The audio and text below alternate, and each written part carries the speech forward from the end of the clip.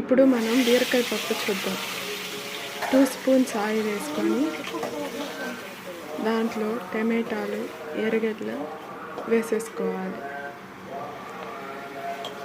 కరివేపాకు కూడా వేసుకున్నాం.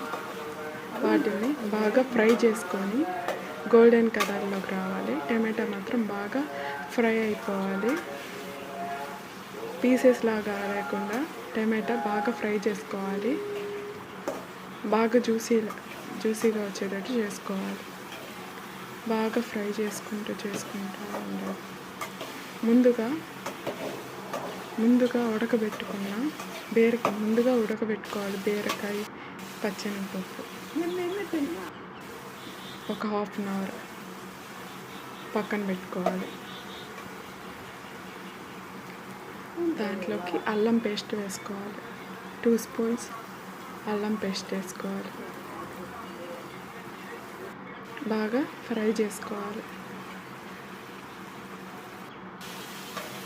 అల్లం పేస్ట్ వేసాం కాబట్టి బాగా ఫ్రై చేసుకుంటే బాగా గోల్డెన్ కలర్లోకి వస్తుంది.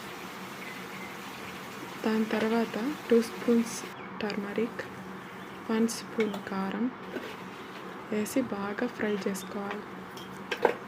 2 స్పూన్స్ సాల్ట్ కానీ క్రిస్టల్ సాల్ట్ వేసుకోవాలి.